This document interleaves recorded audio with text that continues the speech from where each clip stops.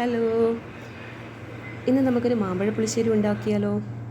അതിനായി മാമ്പഴം വൃത്തിയായി കഴുകി അതിൻ്റെ തോല് മാറ്റിയതിന് ശേഷം ഒരു ചീനച്ചട്ടിയിലേക്ക് മാറ്റുക. ഞാനിവിടെ എടുത്തിരിക്കുന്നത് 7 മാമ്പഴമാണ് മാമ്പഴ പുളിശ്ശേരിക്കായിട്ട്. ഇനി നമുക്ക് വേണ്ടത് ഇതിലേക്ക് ആവശ്യമുള്ള ചേരുവകളാണ്. ആവശ്യത്തിനുള്ള ചേരുവകൾ: മുളക് പൊടി, മഞ്ഞൾപ്പൊടി, ഉപ്പ്, 1 ടേബിൾ സ്പൂൺ മുളക് പൊടി, 1 ടീസ്പൂൺ മഞ്ഞൾപ്പൊടി, ആവശ്യത്തിന് ഉപ്പ്. മുളക് പൊടിയുടെയും മഞ്ഞൾപ്പൊടിയുടെയും അളവനുസരിച്ചിരിക്കും നമ്മുടെ മാമ്പഴ പുളിശ്ശേരിയുടെ രുചിയും മണവും നിറവും എല്ലാം. അപ്പോൾ അത് ശ്രദ്ധിച്ച് ചേർക്കുക. ആവശ്യത്തിനുള്ള ഉപ്പ് ചേർത്ത് കൊടുത്തതിന് ശേഷം നമുക്ക് ഇത് വേകുന്നതിനാവശ്യമുള്ള വെള്ളം ചേർത്ത് കൊടുക്കാവുന്നതാണ്. അതിനുശേഷം ഇതും ഒരു മൂടി വെച്ച് വേവിക്കുക. ഇത് വെന്ത് വരുന്ന സമയം കൊണ്ട് നമുക്ക് അരപ്പ് റെഡിയാക്കണം.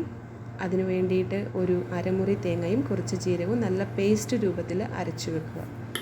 പിന്നെ നമുക്ക് വേണ്ടത് തൈരാണ്. ഞാനിവിടെ എടുത്തിരിക്കുന്ന 1 ലിറ്റർ തൈരാണ്. അതും കട്ടയില്ലാതെ ഉടച്ച് മിക്സിയിൽ ഒന്ന് അടിച്ചാൽ നല്ലതായിരിക്കും. ഇതിലേക്ക് നമ്മുടെ തേങ്ങയുടെയും ജീരകത്തിൻ്റെയും മിശ്രിതം ചേർത്ത് കൊടുക്കുക. നല്ല കട്ടയില്ലാതെ നന്നായി ഇളക്കി യോജിപ്പിക്കുക. ഇനി നമുക്ക് വേണ്ടത് ശർക്കരയാണ്. അത് ഓപ്ഷണലാണ്, നിങ്ങൾക്ക് വേണമെങ്കിൽ മാത്രം ചേർക്കാം. ഞാനിവിടെ ചേർക്കാറുണ്ട്. കുറച്ച് ശർക്കര ചേർത്ത് കൊടുക്കുക. മാമ്പഴമെല്ലാം നല്ലതായി വെന്തിട്ടുണ്ട്. ഇപ്പോൾ ഒരു 2-3 മിനിറ്റ് ഒന്ന് അടച്ചു വെച്ച് വേവിക്കുക. ഇപ്പോൾ ആ ശർക്കരയെല്ലാം ഉരുകി മാമ്പഴമായിട്ട് യോജിച്ച് നല്ല വറ്റി ഇരിപ്പുണ്ട്.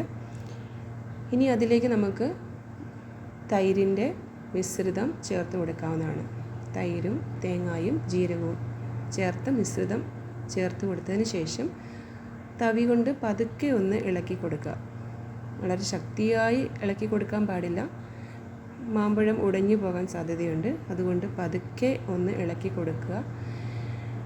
ഇപ്പോൾ ഏകദേശം ഒന്ന് കുറുകി വന്നിട്ടുണ്ട്. ഇളക്കുമ്പോൾ ശ്രദ്ധിക്കേണ്ട ഒരു കാര്യം, നമ്മൾ ഒരു ഡയറക്ഷനിൽ മാത്രമേ ഇത് ഇളക്കി കൊടുക്കാൻ പാടുള്ളൂ. തിളയ്ക്കാൻ പാടില്ല. ഇപ്പോൾ ചെറുതായി ഒന്ന് പതഞ്ഞ് പൊങ്ങി വരുന്നുണ്ട്.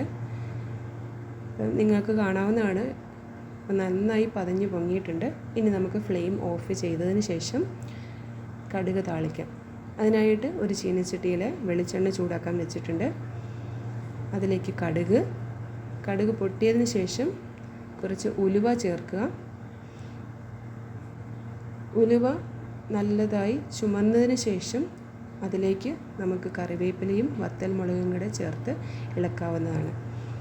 ഇത് ഫ്ലെയിം ഓഫ് ചെയ്തതിന് ശേഷം കുറച്ച് മഞ്ഞൾപ്പൊടിയും മുളക് പൊടിയും ചേർത്ത് മൂപ്പിച്ചാൽ നല്ലതായിരിക്കും. ഫ്ലെയിം ഓഫ് ചെയ്യുന്നത് എന്തിനാണെന്ന് വെച്ചാൽ മഞ്ഞൾപ്പൊടിയും മുളക് പൊടിയും കരിയാൻ പാടില്ല. ഇത് ചേർക്കുമ്പോൾ നമ്മുടെ കറിക്ക് ഒരു പ്രത്യേക രുചിയും മണവും നിറവും എല്ലാം കിട്ടും. അതിനായിട്ടാണ് നമ്മൾ മുളക് പൊടിയും മഞ്ഞൾപ്പൊടിയും ചേർത്ത് കൊടുക്കുന്നത്. ഒരു 1/2 ടീസ്പൂൺ മുളക് പൊടിയും കുറച്ച് മഞ്ഞൾപ്പൊടിയും ചേർത്ത് ഒന്ന് മൂപ്പിച്ചതിന് ശേഷം നമ്മുടെ മാമ്പഴ പുളിശ്ശേരിയിലേക്ക് ഒഴിക്കുക. ഇപ്പോൾ മാമ്പഴ പുളിശ്ശേരി റെഡി ആയിട്ടുണ്ട്. നല്ല സ്വാദിഷ്ടമായ മാമ്പഴ പുളിശ്ശേരി എല്ലാവരും ട്രൈ ചെയ്ത് നോക്കണം. ഇഷ്ടപ്പെട്ടാൽ ലൈക്ക് ചെയ്യുക, സബ്സ്ക്രൈബ് ചെയ്യുക. ബൈ.